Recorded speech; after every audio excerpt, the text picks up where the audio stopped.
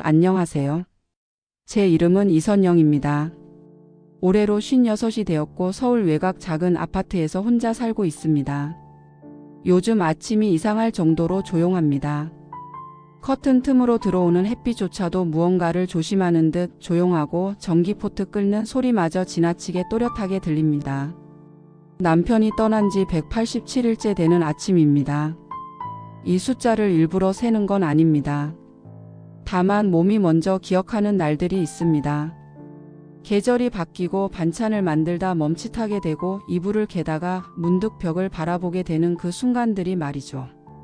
남편은 작년 가을 심근경색으로 세상을 떠났습니다. 너무 갑작스럽게 예고도 없이. 그날도 평소처럼 나갔고 평소처럼 돌아오지 않았습니다. 장례를 치르고 위로를 받고 혼자 남은 집에 돌아왔을 때 저는 깨달았습니다. 내가 지금까지 살던 삶이 사실은 내 삶이 아니었다는 걸요. 이 집엔 여전히 그의 향이 남아있고 그의 물건이 그 자리에 있습니다. 하지만 그 사람은 없습니다. 그 사람의 온기 없는 이 공간에서 저는 하루하루를 견뎌야 했습니다. 그리고 어느 날 불현듯 이렇게 생각했습니다. 이제는 나도 살아야겠다. 그 사람 없이도 나는 나로 살아야겠다. 그날 이후 저는 조금씩 방의 구조를 바꾸기 시작했습니다. 그의 옷장을 정리했고 주방엔 제 취향의 컵을 하나 들여놨습니다. 라디오를 틀고 아침을 차리기 시작했고 햇빛이 드는 시간엔 창문을 활짝 열었습니다. 이 이야기는 그렇게 시작된 저의 두 번째 인생에 대한 이야기입니다. 처음엔 낯설고 외로웠지만 그 안에 작은 평화와 진짜 나가 있었습니다. 가끔은 눈물이 나기도 했지만 그조차도 저를 위로해주는 순간이 되었습니다. 이 글을 듣는 당신도 지금 무엇인가를 잃고 헤매고 계시다면 제가 들려드릴 이야기가 작은 위로가 되었으면 좋겠습니다. 그날도 어김없이 알람 소리에 눈을 떴습니다. 휴대폰 화면에는 오전 6시 35분. 남편이 생전에 매일 일어났던 시간입니다. 늘 그렇듯 나는 먼저 일어나 커튼을 젖혔고 전기포트를 올렸습니다. 보일러가 돌아가는 소리와 냉장고에서 들려오는 가벼운 진동이 고요한 집 안을 채웠습니다. 나는 평소처럼 밥을 안 쳤고 된장국에 두부를 썰어 넣었습니다. 그리고 그릇을 2개 꺼냈다가 한참을 바라보다가 다시 1개를 집어넣었습니다. 습관처럼 2개를 꺼낸 것이었고 그 사실을 깨닫는데 채 3초도 걸리지 않았지만 그 짧은 순간이 내 마음을 무너뜨렸습니다. 이제 이 집엔 밥을 함께 먹을 사람이 없다는 사실. 그 단순한 진실이 그토록 날카롭고 깊게 가슴을 찔러오는지 몰랐습니다. 나는 밥을 푸지 않았습니다. 대신 뜨거운 국만 한 숟갈 떠서 식탁에 앉았습니다. 식탁은 여전히 두 사람이 마주 보도록 놓여 있었고 나는 나도 모르게 남편이 앉았던 자리를 바라봤습니다. 텅 빈 의자. 그리고 그 의자를 지나쳐 보이는 커튼 사이로 들어오는 햇빛. 그 사람의 부재는 소음보다도 더 선명하게 이 공간을 울리고 있었습니다. 당신은 잘 지내고 있나요? 혹시 어디선가 날 보고 있다면 이 말은 전하고 싶어요. 나는 아직 당신 없이 밥을 먹는 법을 배우지 못했습니다. 장례 이후로 나는 자주 불면에 시달렸습니다. 한밤중에 눈을 떠 뒤척이다가 베개를 더듬는 습관이 생겼습니다. 베개 너머 그 사람의 체온은 더 이상 느껴지지 않았고 나는 그 공백을 손끝으로 더듬으며 울음을 삼켰습니다. 아무도 보는 이 없는 침실에서 나는 참 자주 무너졌습니다. 창문을 열고 바라본 새벽은 늘 멍했고 길게 숨을 내쉬고 나면 그제야 조금 가라앉는 기분이 들었습니다. 그렇게 몇 주가 지났을까요? 어느 날 나는 무심코 책장 위에 먼지를 털다가 그의 메모지를 발견했습니다. 운동화 깔창 교체 목요일 장보기 선영이 약 다 떨어졌는지 확인. 그 짧은 메모가 그 사람의 마지막 흔적처럼 느껴졌습니다. 아직도 그 메모는 치우지 못하고 있습니다. 책장 위에 그대로 두었습니다. 이따금 바라보며 그 사람의 존재가 아직 내 안에 남아있다는 걸 확인합니다. 사람들은 시간이 지나면 괜찮아진다고 말합니다. 하지만 괜찮음은 어느 날 갑자기 오는 것이 아니라 서서히 고통에 익숙해지는 과정이 아닐까 생각했습니다. 나는 그 익숙함에 잠식되지 않기 위해 작은 것부터 바꾸기로 했습니다. 식탁의 방향을 살짝 틀었고 의자를 하나 치웠습니다. 아주 작은 변화였지만 그것이 내 마음을 조금은 덜 흔들리게 만들었습니다. 다음 화에서는 남편과의 마지막 여행 이야기를 해보려 합니다. 그 여행은 우리의 마지막 웃음이었고 그 기억을 꺼내기까지 꽤 오랜 시간이 걸렸습니다. 우리의 마지막 여행은 전혀 특별한 계획에서 비롯된 게 아니었습니다. 이번엔 바다 쪽으로 가볼까? 남편은 늘 그랬듯 대수롭지 않게 말을 꺼냈고 나는 식탁에서 반찬을 뒤적이며 그래요, 바다도 괜찮겠네요 하고 받아 넘겼습니다. 그렇게 시작된 1박 2일의 강릉 여행. 이제 와서 돌아보면 그때가 그 사람의 마지막 미소가 담긴 시간이었습니다. 기차를 타고 동해를 따라 달릴 때 창밖으로 펼쳐진 바다는 참 평화로웠습니다. 남편은 햇빛을 가리며 손바닥 너머로 나를 바라보더니 말했습니다. 내가 없어도 당신은 잘 살 거야. 그 말이 왜 그리 가슴에 남았는지 그땐 몰랐습니다. 나는 그저 웃으며 무슨 유언 같은 말을 그렇게 해요라며 손을 툭 쳤습니다. 그는 웃지도 않고 창밖만 바라봤습니다. 그 모습이 지금 생각해보면 참 이상했습니다. 무언가를 예감하고 있었던 걸까요? 아니면 이미 알고 있었던 걸까요? 강릉에 도착하자 우리는 바다 근처의 조그만 게스트하우스에 묵었습니다. 노부부가 운영하는 그 집은 다소 오래된 구조였지만 어딘지 모르게 정겨웠고 따뜻했습니다. 저녁엔 회를 사와서 작은 테이블에 놓고 둘이 술잔을 기울였습니다. 남편은 평소보다 말이 많았습니다. 젊었을 때 못해본 이야기, 후에 자식들 걱정, 그리고 나에 대한 고마움. 나 당신 없었으면 오래 못 버텼을 거야. 그 말에 나는 그냥 조용히 고개만 끄덕였습니다. 그리고 아무 말 없이 술잔을 채워주었습니다. 그 밤 남편은 오래도록 내 손을 잡고 있었습니다. 그 손의 온기를 나는 지금도 잊을 수 없습니다. 다음 날 아침 그는 나보다 먼저 일어나 산책을 다녀왔습니다. 주머니에 조그만 조개를 넣어 돌아와선 이렇게 말했죠. 이거 당신이랑 나 하나씩 갖자. 지금도 내 화장대 서랍엔 그 조개 껍질이 조용히 자리 잡고 있습니다. 형체도 흐릿하고 약간 깨진 조개. 그럼에도 나는 그것을 버릴 수 없었습니다. 그 사람이 떠난 뒤 그 조개를 쥔 손이 떨렸습니다. 왜 그날이 마지막이 될 줄 몰랐을까? 왜 그때 나는 그의 눈을 더 오래 들여다보지 않았을까? 장례 후에도 나는 한동안 그 바다를 찾아가지 못했습니다. 강릉이라는 두 글자만 들어도 숨이 막혔고 그 여행 사진을 보다 울음을 터뜨린 적도 있었습니다. 하지만 시간이 흘러 나는 그 바다를 다시 가보기로 결심했습니다. 조용히 혼자 기차를 타고 강릉역에 내렸을 때 나는 혼자가 아니었습니다. 그 사람의 흔적이 기억이 나와 함께 내렸습니다. 그리고 마침내 그 바다 앞에 섰을 때 나는 속으로 이렇게 말했습니다. 당신이 없는 여행은 처음이에요. 하지만 이번엔 나 자신과의 여행을 해볼게요. 남편이 떠나고 처음 맞는 생일은 이상하리만치 고요했습니다. 누구도 미역국을 끓여주지 않았고 누구도 생일 축하해요라고 말하지 않았습니다. 아이들도 각자 바쁘다는 이유로 전화 한 통, 문자 하나로 생일 인사를 대신했고 나는 그런 게 서운하다 말할 줄도 모른 채 그저 아침부터 밤까지 말없이 앉아 있었습니다. 작년 생일은 어땠을까요? 기억이 흐릿합니다. 하지만 단 하나는 또렷합니다. 남편이 늦은 밤 작은 케이크 하나를 들고 왔다는 것. 50대 중반 생일은 아무도 기억 안 하니까 내가 챙긴다고 말하며 서툰 손으로 촛불을 꽂고 케이크를 내밀던 그 모습. 그때 웃으며 그랬죠. 케이크는 당신이 다 먹을 거면서 뭘 이렇게 쇼를 해요. 남편은 쿡쿡 웃었고 결국 정말 혼자 다 먹었습니다. 그 조각들이 남긴 기억이 올해는 나를 울게 만들었습니다. 저녁이 되자 문득 미역국이 먹고 싶어졌습니다. 하지만 끓이지 않았습니다. 이런 날은 차라리 아무것도 안 하는 게 낫다. 그렇게 스스로를 무너뜨리는 방향으로 위로하고 있었습니다. 그러다 서랍을 열게 되었습니다. 정확히는 무언가에 이끌리듯 오래된 서랍을. 그 속엔 다이어리와 편지 몇 장이 있었고 그중 한 장의 봉투에 적힌 글자가 나를 붙잡았습니다. 선영 생일에.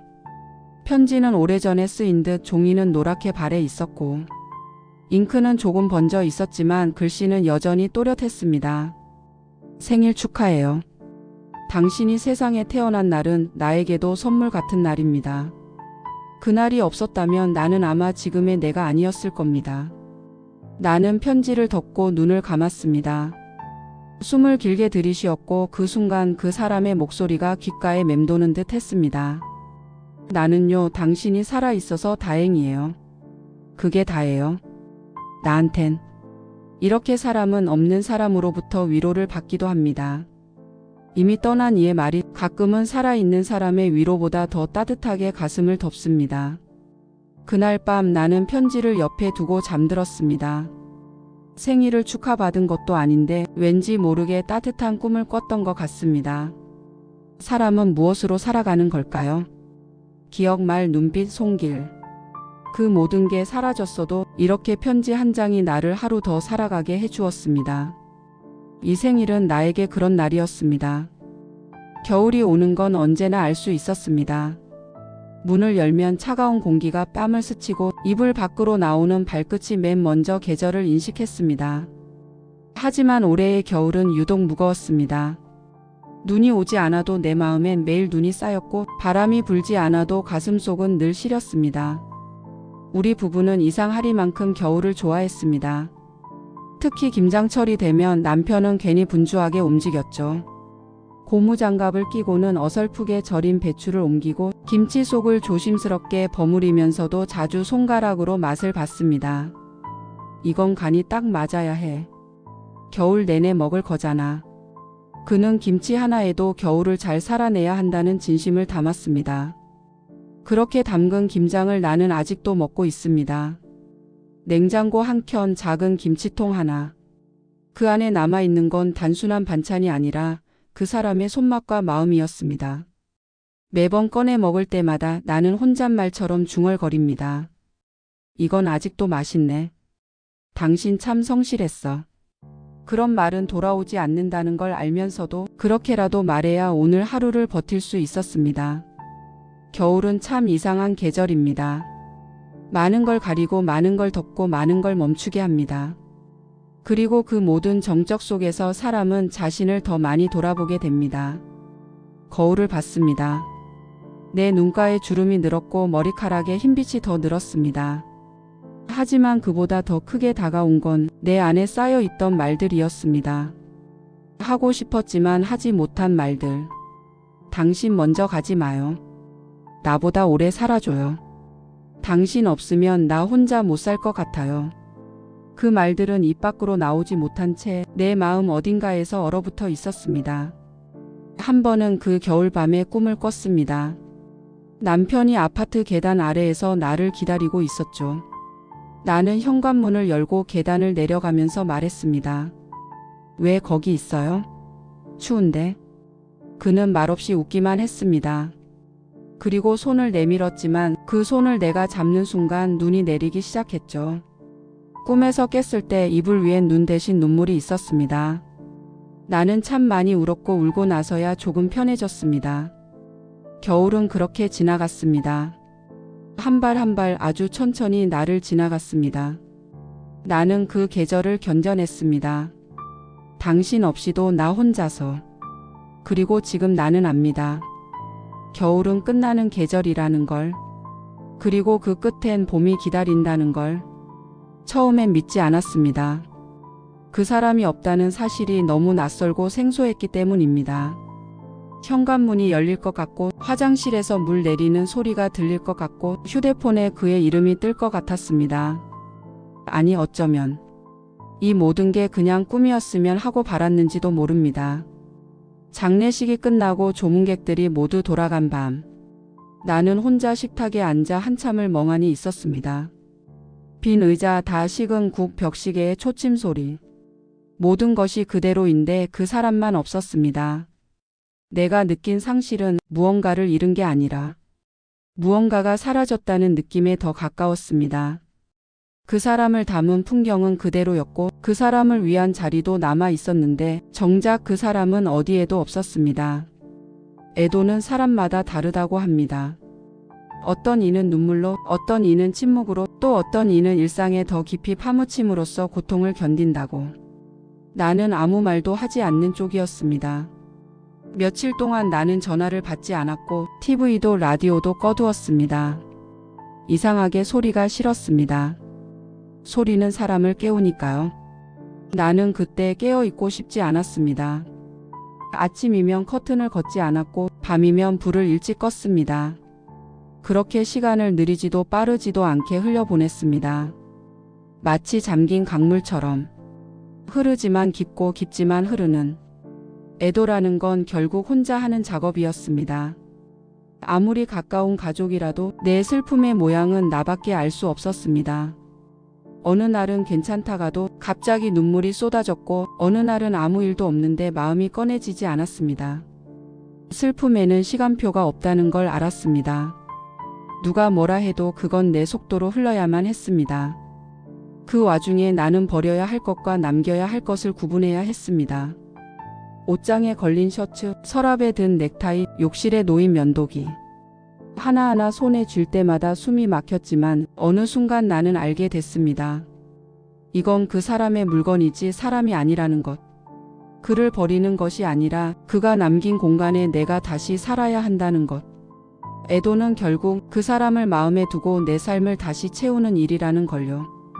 남편이 떠난 후 처음으로 통장을 열어본 날. 나는 오래전부터 외면해왔던 무언가와 마주해야 했습니다. 그동안 나는 살림을 맡은 사람이었지 돈을 책임지는 사람은 아니었습니다. 공과금은 남편 몫이었고 보험도 남편이 관리했고 나는 그냥 월말에 남편이 주는 생활비로 장을 보고 아이들을 챙겼습니다. 그게 나의 역할이라 믿었고 남편도 그걸 당연히 여겼습니다. 하지만 이제 모든 서류에 내 이름이 필요했습니다. 상속인이라는 단어가 이렇게 생경하고 차갑게 느껴질 줄 몰랐습니다. 은행 창구에서 배우자 사망 확인서와 가족관계 증명서를 주세요라고 말하는 직원의 표정이 왠지 모르게 무심해 보여서 나는 목이 메었습니다. 모두가 너무 익숙해 보였고 나만 그 시스템 속에서 갑자기 던져진 사람 같았습니다. 잔고를 확인했습니다. 예상보다 많은 돈도 적은 돈도 아니었습니다. 문제는 그 돈을 어떻게 써야 할지 몰랐다는 거였습니다. 그는 언제나 미래를 대비했고 나는 항상 그를 믿었습니다. 하지만 막상 그 사람이 사라지자 남겨진 나는 그 미래를 어떻게 써야 할지 몰랐습니다. 그날 밤 나는 모든 서류를 꺼내 식탁 위에 펼쳐놓고 앉았습니다. 보험, 증권, 정기예금, 통장, 주식계좌, 낯선 숫자와 용어들. 그리고 그 사이에 끼어있던 남편의 필체가 남은 메모. 3년치 생활비 오케이. 아파트 관리비 자동 이체 설정해둠. 자녀 학자금 오케이. 선영이 병원비 걱정 마. 나는 그 메모를 보고 울었습니다. 세상에 없는 사람의 배려가 이렇게 따뜻하고 무거울 수 있다니. 그날 이후 나는 계산기를 들고 앉는 일이 많아졌습니다. 가계부를 쓰기 시작했고 작은 카페에서 아르바이트를 알아보기도 했습니다. 이제 나도 나를 책임져야 하는구나. 남편이 있던 시절 나는 책임이라는 단어를 그다지 무겁게 느끼지 않았습니다. 그가 모든 걸 품어주었기 때문이죠. 하지만 이제 나는 그가 남긴 자리에서 내가 설 수밖에 없다는 걸 배웠습니다. 재정적인 혼란은 분명 두려웠습니다. 하지만 그 과정을 겪으며 나는 처음으로 스스로를 독립된 존재로 마주하게 됐습니다. 누군가를 사랑하면서도 자기 자신을 지켜낼 수 있는 사람. 나는 이제 그런 사람이 되고 싶었습니다. 병원이라는 곳은 원래부터 익숙한 공간이었습니다. 남편과 나는 정기검진도 함께 다녔고 가벼운 통증만 있어도 함께 시간을 내어 진료를 받으러 갔습니다. 그에게 병원이란 아플까봐 무서운 곳이 아니라 건강을 지키는 일을 함께 하는 공간이었습니다. 하지만 그날 나는 처음으로 혼자 병원에 갔습니다. 왼쪽 갈비뼈 쪽이 시큰거려 며칠째 잠을 잘 이루지 못했고 혹시 모를 불안감에 결국 예약을 잡았습니다. 병원 대기실엔 사람들이 많았습니다. 누군가는 보호자와 함께 앉아 있었고 누군가는 전화로 누군가와 통화를 하며 설명을 듣고 있었습니다. 그리고 나는 그 많은 사람들 사이에서 가장 혼자인 사람처럼 느껴졌습니다. 진료실 앞에 앉아 대기번호를 들고 있을 때 습관처럼 휴대폰을 꺼내 남편에게 문자를 보내려 했습니다. 나 지금 병원인데. 그러곤 그 다음 문장을 쓰지 못했습니다. 보낼 수 없는 사람에게 무슨 말을 해야 할까요? 휴대폰 화면만 바라보다가 결국 조용히 끄고 무릎 위에 올려두었습니다. 의사는 말했습니다. 큰 이상은 아니고 약간의 신경통입니다. 약 드리겠습니다. 나는 감사합니다 하고 고개를 숙였습니다. 하지만 그 말보다도 괜찮다는 말이 그렇게 허무하게 들린 적은 없었습니다. 누군가가 옆에 있었으면 그 말 한마디에도 안도하며 웃었을 텐데 지금은 그저 혼자 돌아가야 할 길을 생각하고 있었을 뿐입니다. 엘리베이터를 타고 내려오며 거울에 비친 내 모습을 보았습니다. 이제야 나는 정말 혼자라는 걸 실감했습니다. 아프고 불안하고 결정하고 기억하는 일까지 모든 걸 혼자 감당하는 인생이 되었다는 걸요. 하지만 이상했습니다. 그런데도 나는 어딘가 조용히 다짐하고 있었습니다. 혼자라도 괜찮아지자. 혼자라도 괜찮다고 말할 수 있는 사람이 되자. 그건 스스로에게 하는 약속이자 그 사람을 떠나보낸 자로서의 숙제 같았습니다. 병원 로비를 빠져나와 마스크를 벗을 때 차가운 공기가 뺨에 닿았습니다. 숨을 들이마셨고 그 숨이 가슴 깊숙이 들어오자 눈물이 고였습니다. 괜찮다. 이제는 나도 괜찮을 수 있다. 그 말을 다시 아주 작게 내뱉었습니다. 남편이 떠나고 처음으로 나가볼까라는 생각을 한 건 어느 따뜻한 봄날 오후였습니다. 창문을 여니 햇살이 포근했고 베란다 화분에는 작은 새가 앉아 노래를 부르고 있었습니다. 나는 묘하게 그 노래에 이끌리듯 옷을 갈아입고 외출 준비를 했습니다. 어디를 갈까 무엇을 할까? 정해진 계획은 없었습니다. 그냥 사람이 많은 곳이 보고 싶었습니다. 사람들이 웃는 모습, 걸어 다니는 모습, 누군가와 대화하는 풍경 속에 스며들고 싶었습니다. 버스를 타고 시내로 나갔습니다. 창가 자리에 앉아 스쳐 지나가는 가게들과 나무들, 횡단보도 앞에 멈춰 선 연인들, 손을 잡고 걷는 부부들 사이로 시선을 두었습니다.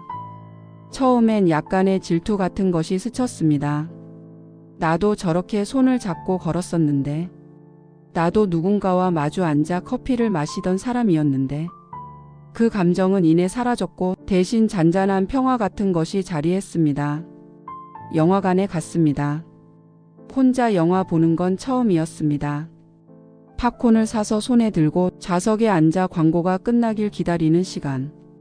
옆자리는 텅 비어 있었고 그 빈 공간이 나를 감싸 안듯 다가왔습니다. 영화가 시작되고 불이 꺼졌습니다. 그리고 나는 스크린 속 이야기에 푹 빠졌습니다. 처음엔 혼자니까 쓸쓸할 거야 라는 생각을 했지만 영화를 보는 동안 나는 나 혼자라는 걸 잊었습니다. 웃고 울고 숨죽이고 집중하는 동안 나는 온전히 나로서 존재했습니다. 그건 오랜만에 느끼는 감정이었습니다. 누구의 아내가 아니라 그냥 나로서 앉아있는 느낌. 영화가 끝나고 불이 켜졌을 때 나는 한참을 그 자리에 앉아 있었습니다. 누가 나를 기다리는 것도 아니고 서두를 이유도 없는 자리에서 그냥 천천히 숨을 고르며 앉아 있었습니다. 밖으로 나와 근처 카페에 들어갔습니다. 창가 자리, 햇살이 스며드는 작은 테이블, 커피 한 잔과 케이크 한 조각, 그리고 조용한 음악.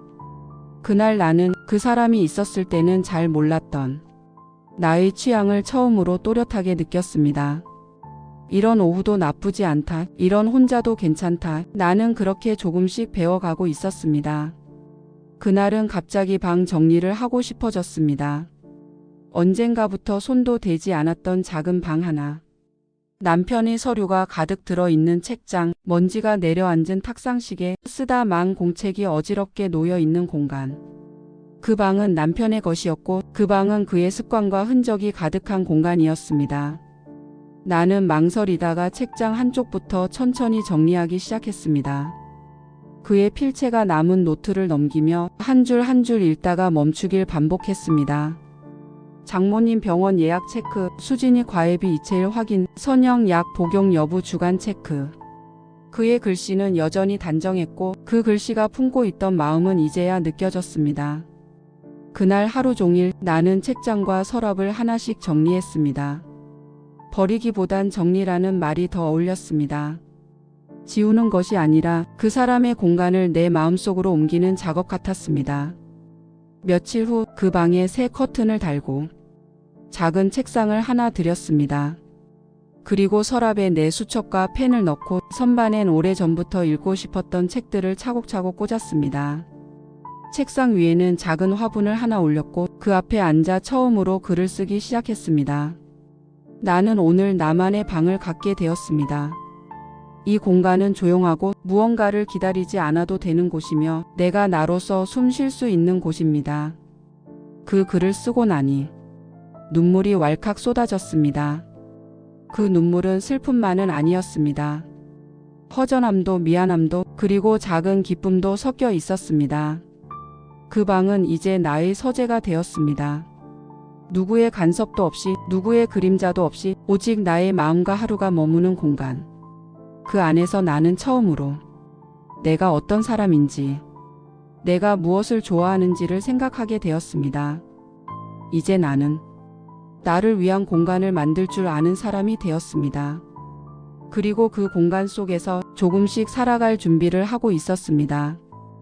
꽃이 피기 시작했습니다. 아파트 단지 화단엔 개나리가 노랗게 고개를 들었고 벚꽃이 담장 너머로 흐드러지기 시작했습니다. 그 봄은 남편이 떠난 후 처음 맞는 진짜 봄이었습니다. 겨울의 침묵을 뚫고 올라온 색들이 생각보다 너무 생생해서 나는 그만 그 앞에서 걸음을 멈췄습니다. 사람들은 지나가며 사진을 찍었고 아이들은 자전거를 타며 웃었고 어르신들은 벤치에 앉아 볕을 쬐었습니다. 나는 벚꽃 나무 아래 혼자 서 있었습니다. 그 나무 아래에서 우리는 함께 사진을 찍은 적도 있었습니다. 그때 그는 이 꽃 진짜 예쁘다. 당신이랑 닮았네. 하고 농담을 했고 나는 그 말이 촌스럽다며 웃었습니다. 그 모든 기억이 그날 한꺼번에 피어났습니다. 봄처럼 나는 나무 아래에 앉아 한참을 있었습니다. 그리고 아주 조용히 울었습니다. 아무도 모르게 아무에게도 보이지 않게 입을 꾹 다문 채 눈물만 조용히 흘렸습니다. 그 사람이 없는 봄은 생각보다 따뜻했고 생각보다 외로웠으며 생각보다 견딜만 했습니다. 나는 알게 되었습니다. 시간은 반드시 지나간다는 것. 사랑도 이별도 그리움도 모두 지나간다는 것을요. 하지만 그게 없어진다는 뜻은 아니었습니다. 그 모든 감정은 내 안에 자라 다른 형태의 생명처럼 살아 있었습니다. 나는 지금 혼자지만 외롭지 않습니다. 그 사람이 없는 이 집에서 나는 매일매일 작은 숨을 쉬고 작은 꿈을 꾸고 작은 평화를 발견하며 살아갑니다. 때때로 거울 앞에 서면 그 사람이 나를 바라보는 듯한 기분이 듭니다. 말은 없지만 그 눈빛 안에는 응원이 있습니다. 잘 지내고 있네. 너는 이제 너로 살아가고 있구나. 그런 말들이 바람처럼 들려옵니다. 나는 다시 태어난 건 아닙니다. 다만 다시 살아보려고 노력했을 뿐입니다. 그것만으로도 지금의 나는 충분히 괜찮은 사람입니다. 이제 마무리를 지으려 합니다. 이 글을 들어주신 당신께 마음 깊이 감사의 인사를 전합니다. 혹시 지금 당신도 누군가를 떠나보낸 후 혼자인 시간을 견디고 있다면 이 이야기의 한 조각이 작은 위로가 되기를 진심으로 바랍니다. 오늘도 살아내 주셔서 고맙습니다. 당신의 하루도 평안하시길 바랍니다. 건강하세요.